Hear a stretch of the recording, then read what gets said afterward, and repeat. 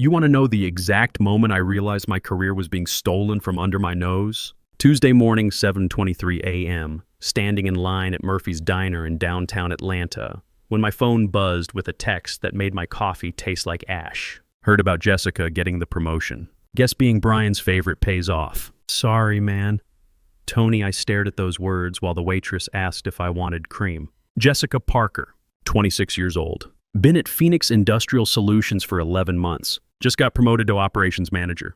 My job. The position I'd been working toward for 5 solid years. Let me back up so you understand how deep this betrayal goes. I'm Carter Reynolds, 45, been grinding in manufacturing and supply chain since college. Started at Phoenix right after my divorce, when I needed steady work and honest pay to rebuild my life. Brian Walsh, department head, seemed like a straight shooter during the interview. Firm handshake, looked me in the eye, promised opportunities for dedicated people.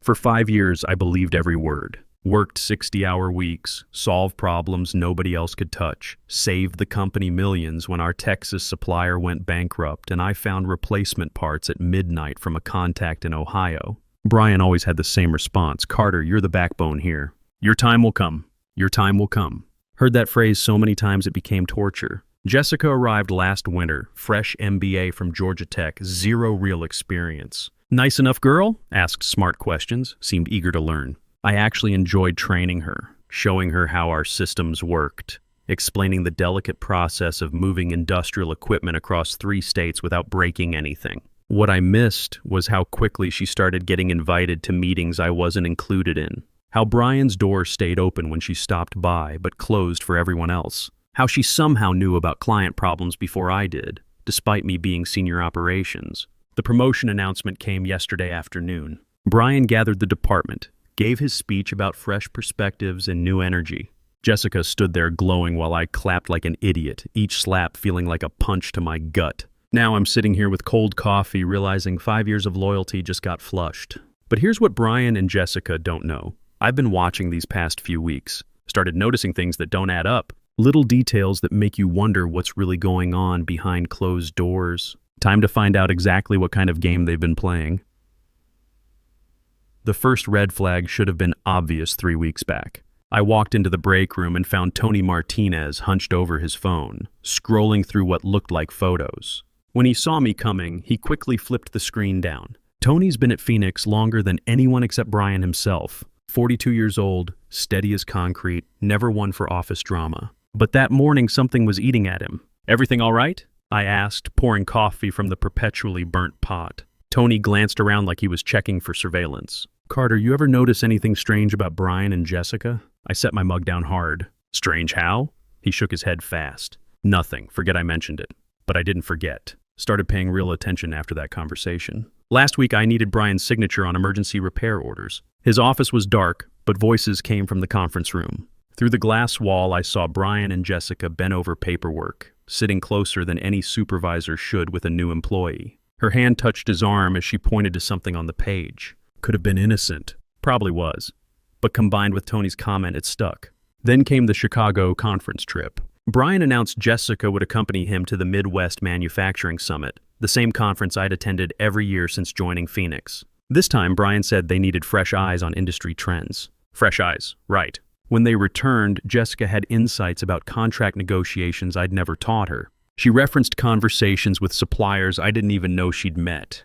When I asked Brian about the key sessions, he gave vague answers and changed the subject. The breaking point came Friday night. I stayed late finishing a proposal for Henderson Industrial, our biggest client. Around 8, I went to print the final version and realized I'd left my security badge in Brian's office. The executive floor was dark except one office. Brian's door cracked open, voices drifting out, the kind of laughter that doesn't belong in professional settings. Should have walked away. Instead, I moved closer. Jessica's voice, "Are you sure Carter doesn't suspect anything?" Brian's response froze my blood. "Carter's reliable, but he lacks vision. He'll accept whatever we tell him. Besides, after your promotion goes through, you'll outrank him anyway." "I feel guilty," Jessica said. "He's taught me so much." "Don't," Brian cut her off. "Business is business. Sometimes good people get passed over." I stood in that hallway for 30 seconds that felt like 30 minutes. Then I quietly grabbed my badge and left. That night, sitting in my apartment, the pieces clicked together. The private meetings, The business trips, the inside knowledge. My promotion going to someone with 11 months experience. But knowing something and proving it are different animals. Going after Brian Walsh without solid evidence would be career suicide. I needed help. Next morning, I cornered Tony in the parking lot. Remember what you asked about Brian and Jessica? We need to talk. Tony's face went pale. Carter, I've got twin boys starting college. Wife's been unemployed 6 months. I can't make enemies. What if I told you I overheard something that proves you're right? Tony stood quiet, keys jingling in his hand. Even if that's true, what can we do? Brian's connected all the way to corporate. He could destroy both our careers with one phone call. So we just let this happen? Tony looked genuinely pained. Sometimes keeping your head down is survival. But I was done keeping my head down. Time to see how deep this rabbit hole goes.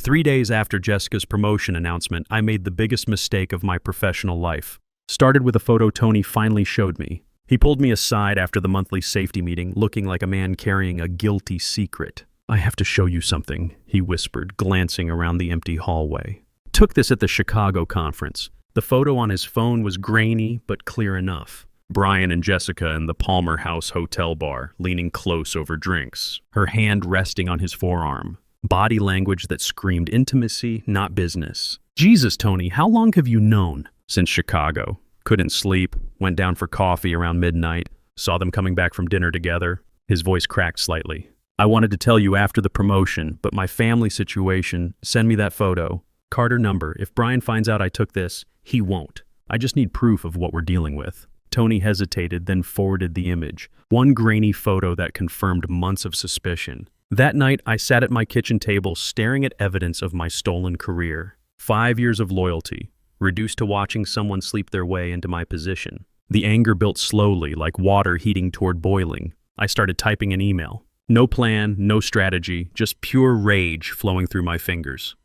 Subject: why Jessica Parker really got promoted. Everyone deserves to know what's happening in operations. Brian Walsh and Jessica Parker have been having an affair, and that's the only reason she got the promotion over qualified employees. I have photographic evidence of their relationship during the Chicago business trip. This is corruption, plain and simple. Jessica has no experience and no business running operations, but she has Brian's personal attention. The company deserves better than this favoritism. I attached Tony's photo and sat back, finger hovering over send.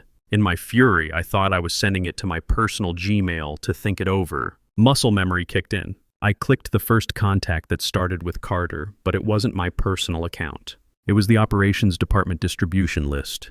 The moment message sent flashed on screen, my stomach dropped. I frantically checked recipients. 15 people, including Brian Walsh and Jessica Parker. No, no, no, I shouted at my laptop. My phone started buzzing immediately. Text after text from colleagues. Holy shit, Carter, did you mean to send this to everyone? Dude, you just declared war. Hope you have backup. This is insane. You okay? Hands shaking, I called Tony. He answered first ring. Carter, you sound panicked. I fucked up, Tony. Bad. Sent that photo to the entire department by accident. Dead silence. Then, you what? I was angry, wasn't thinking straight.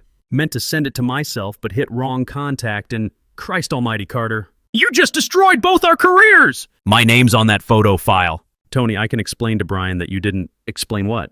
That you stole evidence from me and broadcast it without permission? Line went dead. I sat alone with my phone buzzing nonstop, too terrified to read the messages. In one moment of rage, I'd blown up everything. Not just my career, but Tony's family security too. Brian would retaliate hard. I knew him well enough to count on that. He wouldn't just fire me. He'd systematically destroy my reputation across the industry. But the cat was out of the bag now. No taking it back. Time to see just how dirty Brian Walsh was willing to fight.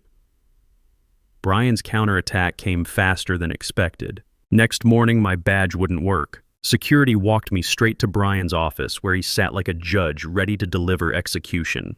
Sit down, Carter. Voice cold as January. Jessica nowhere in sight, probably hiding from the mess. Last night's email was unfortunate, obviously sent during poor judgment. I stayed quiet. Nothing would make this better now. Here's what happens. You resign immediately. In exchange, I won't press harassment and defamation charges. Press charges for telling the truth? Brian leaned forward. Truth? You mean your fantasy about inappropriate relationships? That's serious defamation, Carter. Could result in lawsuits. I have photographic evidence. You have pictures of colleagues eating dinner. Nothing inappropriate about business meals during conferences. Smooth bastard. But he wasn't finished. Of course, if you prefer dragging this out, I can make calls. Manufacturing's a small world in Atlanta.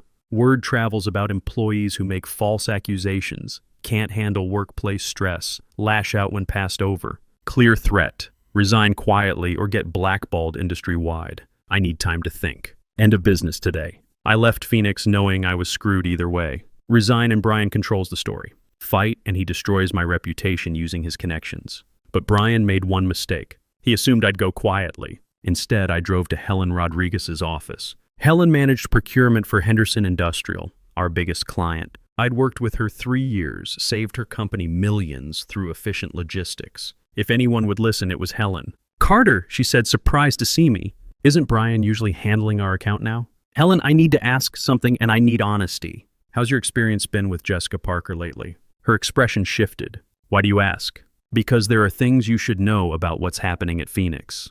Helen closed her door and sat back down. "Go ahead." I told her everything. The promotion, the affair, my suspicions about Jessica's qualifications. Helen listened without interrupting. "You know," she said finally, "we've had concerns after the last shipment. Jessica seemed confused about specifications you'd handle perfectly. Her communication style is different." "Different how?"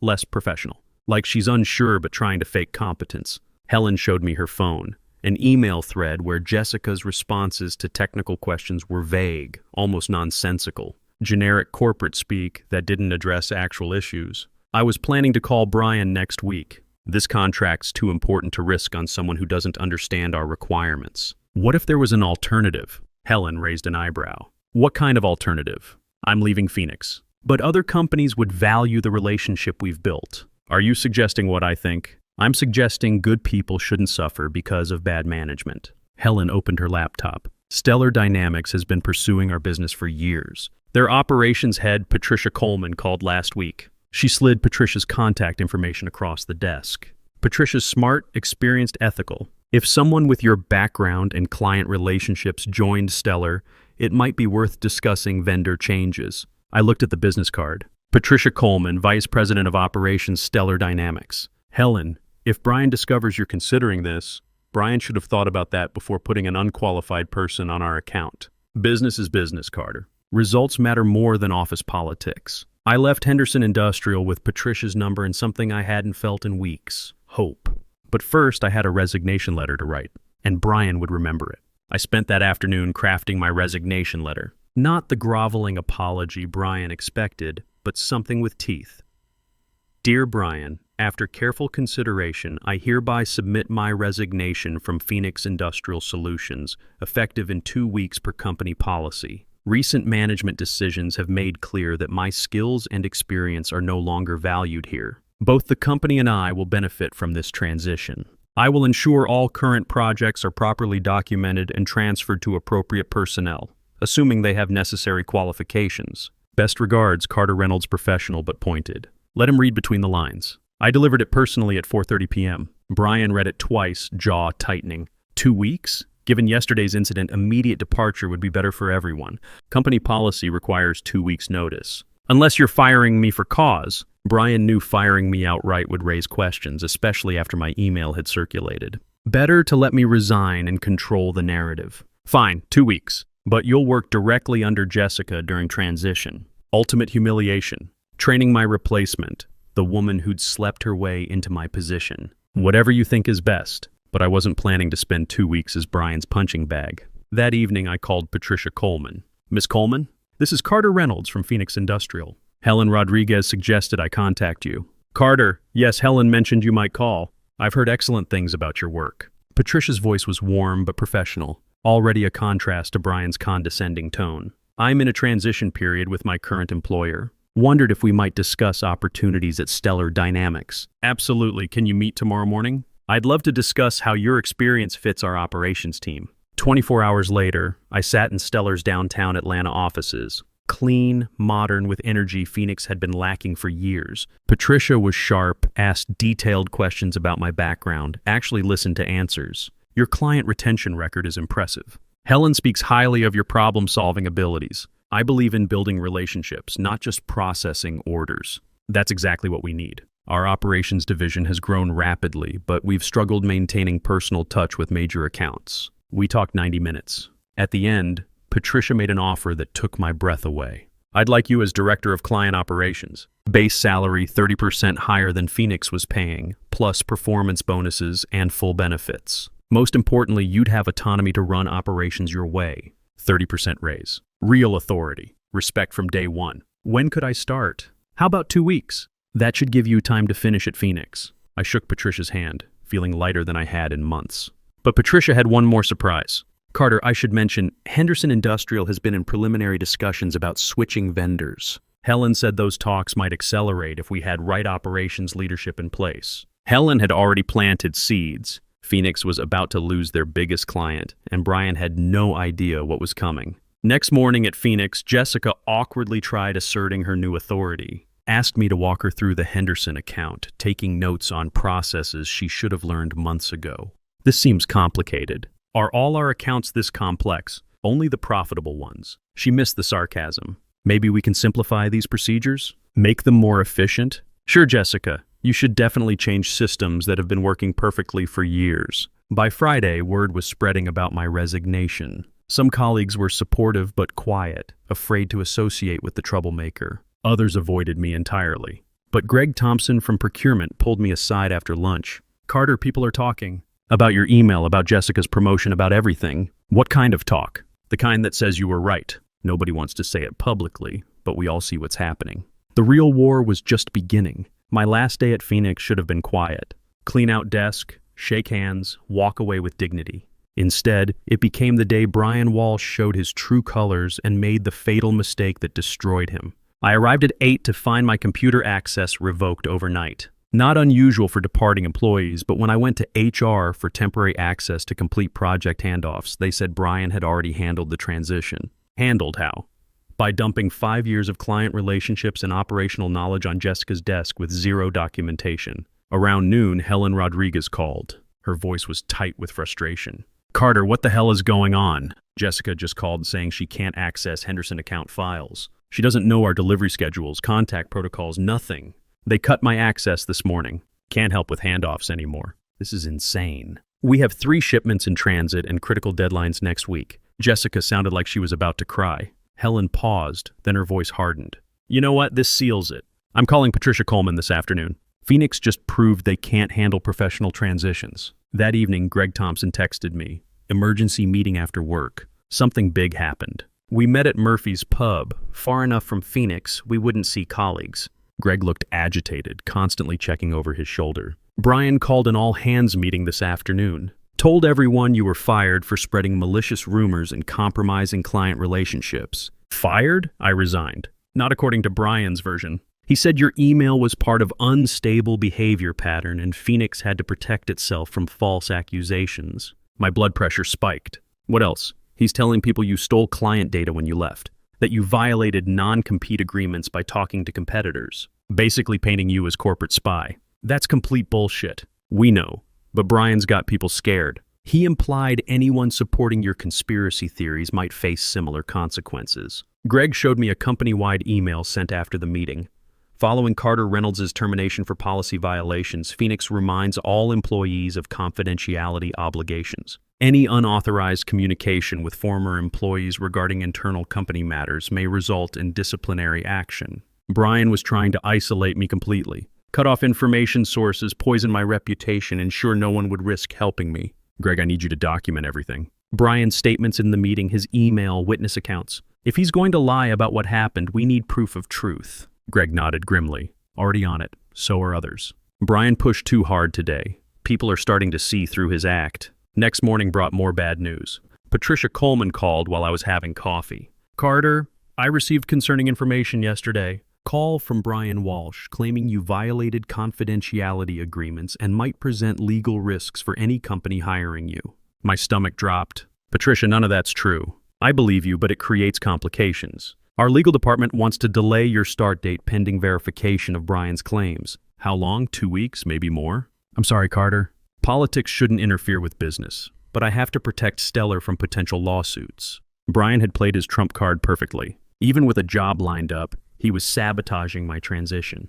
But he'd also made one critical error. By attacking so aggressively, he'd revealed just how desperate he really was. That afternoon, sitting in my empty apartment with no job and diminishing prospects, my phone rang. Unknown number. Is this Carter Reynolds? Young voice, nervous. Yeah, who's this? This is Jessica Parker. We need to talk. I almost hung up. Don't think that's smart, Jessica. Please, I'm at the Starbucks on North Highland. 5 minutes.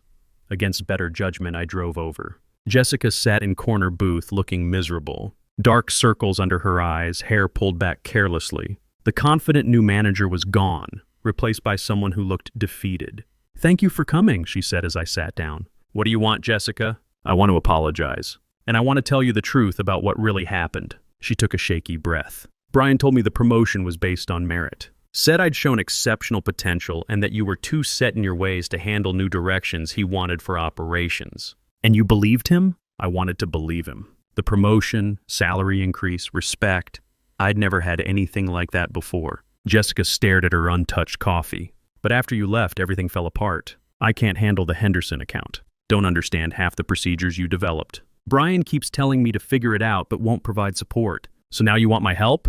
Now I want to tell the truth. Brian pressured me into a relationship. Said it would be good for both our careers. I was stupid enough to think he actually cared about me. Jessica looked up, tears in her eyes. When your email came out, he threw me under the bus immediately. Told everyone I'd seduced him, that he was victim of my manipulation. This was getting interesting. What are you proposing, Jessica? I'm resigning, but first I want to set the record straight. You deserve that promotion, not me. And people should know what kind of person Brian really is. She pulled out her phone and showed me a text thread. Messages from Brian that were clearly inappropriate, discussing their relationship, making crude comments about other employees, including disparaging remarks about my age and obsolete skills. Would you be willing to share these messages with the right people? Jessica nodded. I'm done protecting him. He destroyed my reputation to save his own. Time to return the favor. I studied her face. The smugness was gone, replaced by genuine regret and determination. Jessica, if you do this, there's no going back. Brian will try to destroy you completely. He already has. I've got nothing left to lose. What about your career? This will follow you. Maybe, but at least I'll be able to look at myself in the mirror. I made a decision. Okay, but we do this right. Document everything, get witnesses, make sure we have ironclad proof. What do you need me to do? First, forward me every inappropriate message Brian sent. Second, I need you to write a detailed statement about how the relationship started and how he used his position to pressure you. Jessica nodded eagerly. What else? Then we take it to people who matter. Not just Phoenix HR, but corporate headquarters. Maybe even the state labor board. When? Tomorrow morning. Strike fast before Brian realizes what's coming. For the first time since this mess started, I felt like I had real ammunition instead of just suspicions. Brian thought he'd won by isolating me and poisoning my reputation. But he'd made one fatal mistake. He'd created an enemy out of someone who knew all his secrets. That evening I called Tony Martinez. Time to see if he'd grown a backbone since I'd accidentally destroyed his comfortable silence. Carter? Jesus, I heard about what Brian's been saying. Corporate spy? That's insane. Tony, I need to ask you something, and I need complete honesty. Are you willing to tell the truth about what you saw in Chicago? Long pause. Why now? Because Jessica Parker just handed me enough evidence to bury Brian Walsh permanently. But I need corroborating witnesses. Jessica's helping you? Brian threw her under the bus. She's ready to expose everything. Another silence. Then Tony's voice quieter. My wife asked me something last night. She said, Tony, if someone was doing wrong at your work and you stayed silent, what kind of man does that make you? What did you tell her? That I was protecting my family. She said maybe I was really protecting myself. Tony sighed heavily. Carter, I've got those photos from Chicago, and I overheard more than I told you. Brian was bragging to another manager about how easy it was to manipulate young employees. You recorded this? Voice memo on my phone. Was going to delete it, but something stopped me. Tony, if you come forward now, you're a whistleblower, not a coward. And if Brian retaliates? With what? He's about to be destroyed. And even if he tries, wrongful termination lawsuits pay well. Next morning, Jessica and I met at a coffee shop downtown to coordinate our attack. She'd printed 30 pages of text messages, dating back 4 months. The evidence was damning. Message from Brian 3 months ago.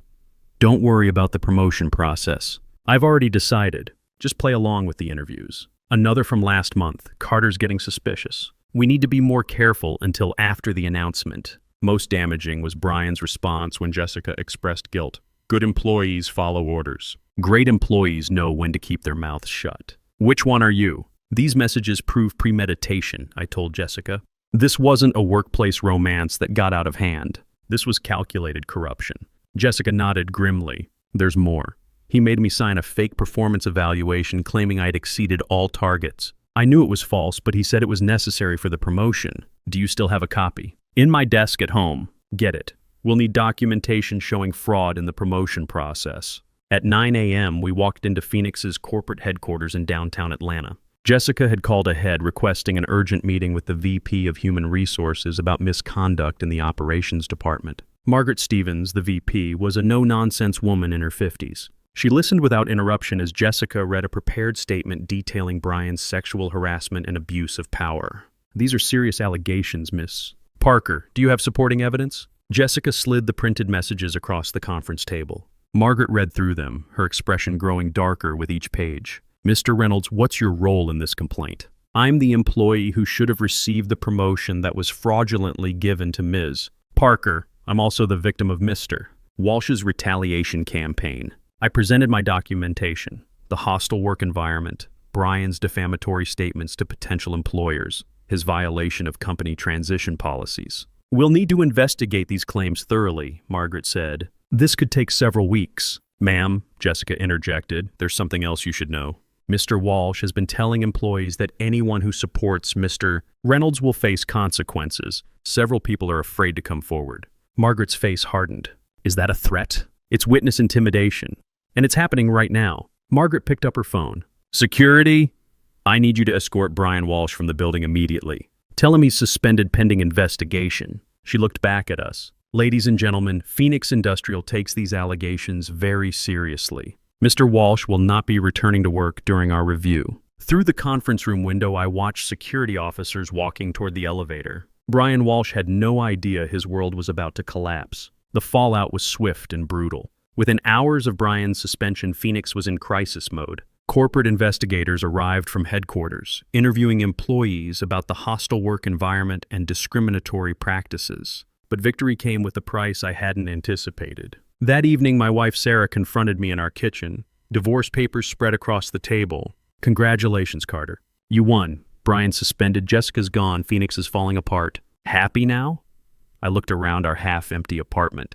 We'd sold furniture to pay bills during my unemployment. Dark circles under my eyes from months of stress-induced insomnia showed in the hallway mirror. No, I'm not happy. I'm exhausted. Good, because I'm exhausted too. Fighting this battle consumed you completely. You missed dinner with my parents last month because you were obsessing over evidence. You forgot our anniversary because you were plotting revenge. Sarah's voice cracked. I married a man who believed in justice. But somewhere along the way, you became someone who cared more about winning than about us. Sarah, I was fighting for our future. For my career, were you? Or were you fighting because your ego couldn't handle being passed over? That question hit harder than any of Brian's attacks. Had I started this for justice or just wounded pride? Maybe both, I admitted quietly. Sarah pushed the papers aside. I'm not signing these tonight. But Carter, if we're going to make this work, you need to decide what really matters. Your marriage or your war? Next morning brought more complications. Patricia Coleman called with mixed news. Carter, Phoenix's legal troubles have resolved the concerns about hiring you. Your start date is back on track.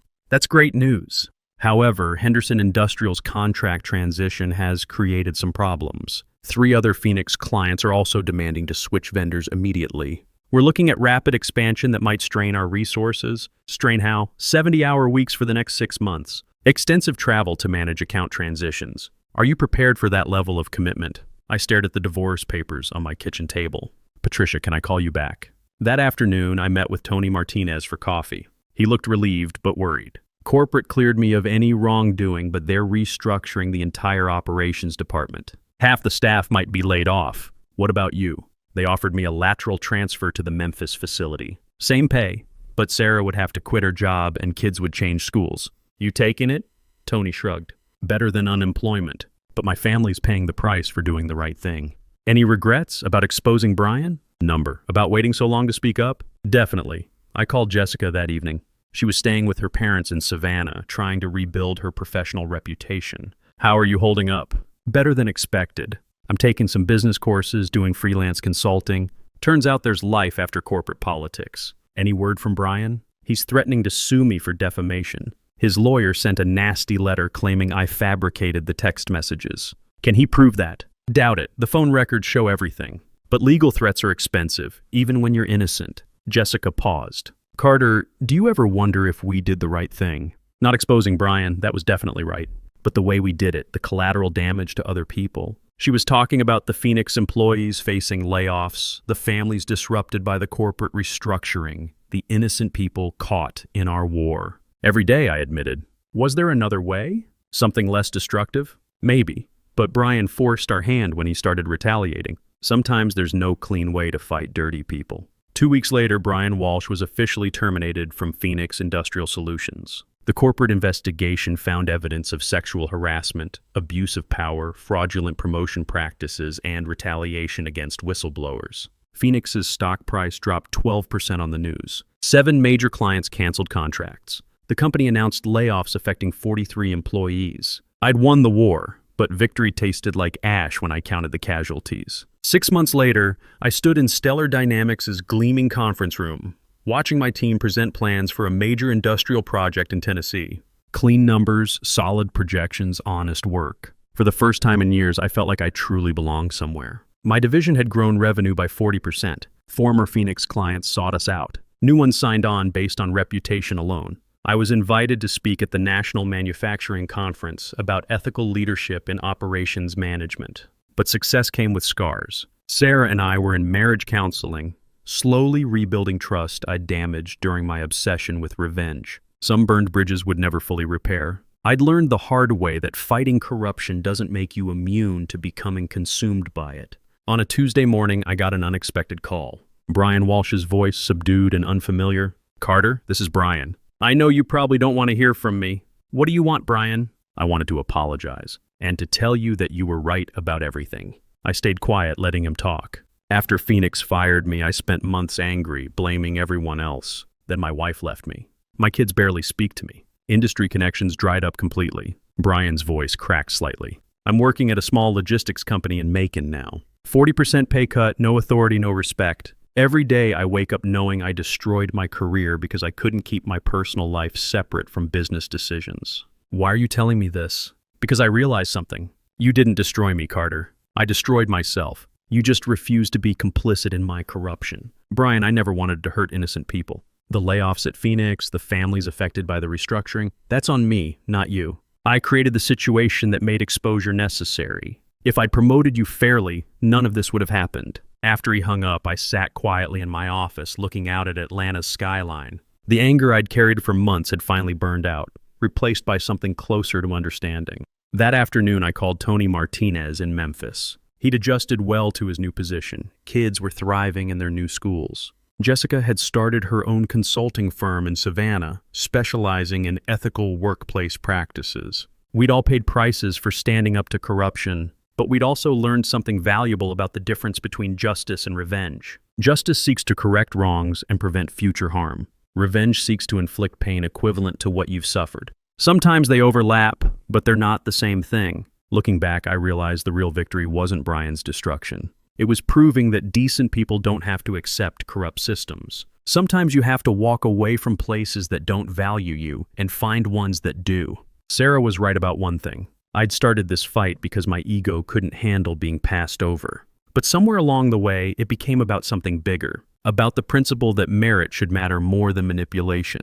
If you're listening to this story and facing your own Brian Walsh, remember one thing. The sweetest revenge isn't making others suffer. It's building something better and letting them see how small they really are. Sometimes walking away is the bravest thing you can do.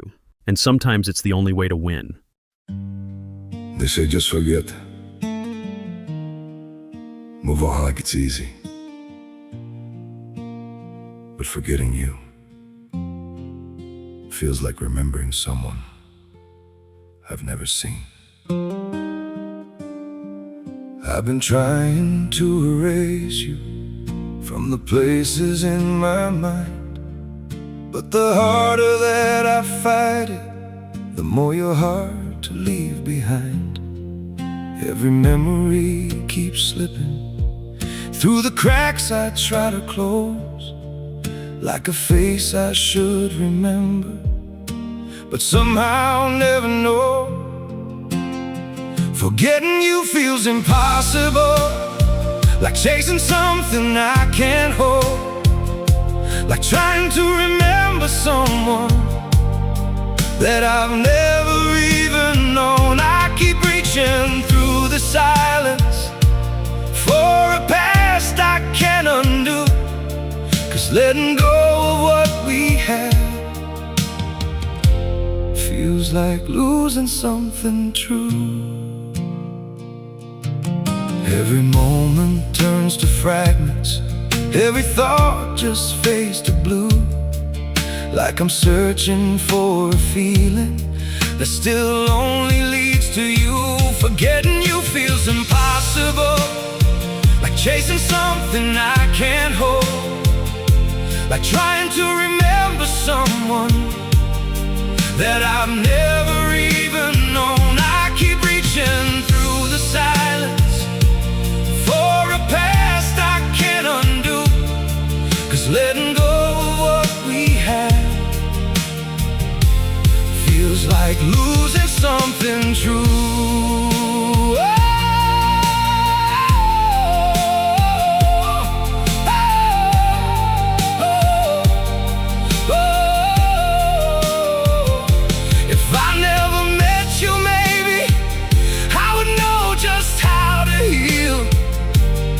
But now every empty moment still reminds me what is real. Forgetting you feels impossible, like chasing something I can't hold, like trying to remember someone that I've never even known. I keep reaching through the silence for a past I can't undo, 'cause letting go of what we had feels like losing something true.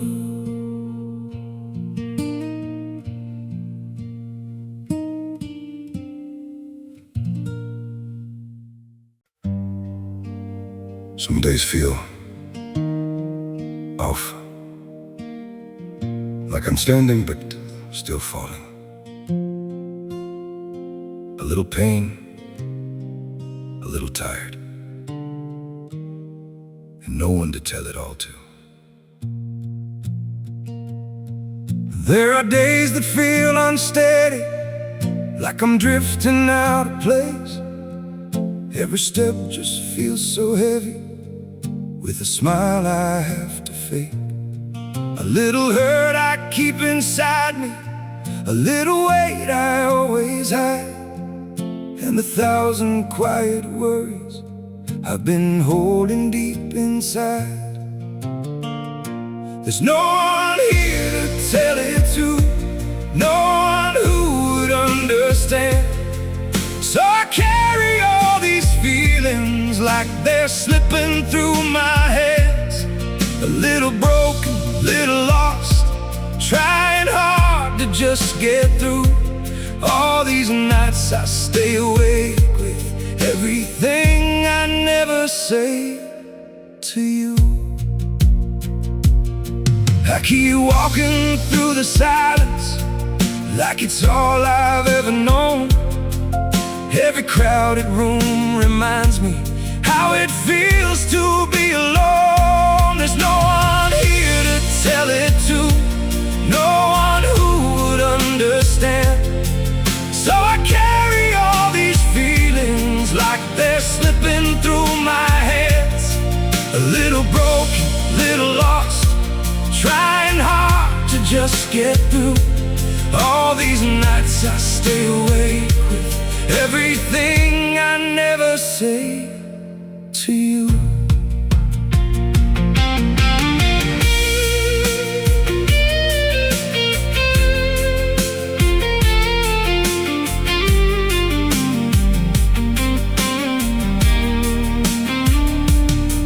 Maybe one day I'll be stronger, maybe I'll learn how to speak, but for now I keep it buried in the parts of me too weak. There's no one here to tell it to, no one who would understand. So I carry all these feelings like they're slipping through my hands. A little broken, little lost, trying hard to just get through. All these nights I stay awake with everything I never say to you.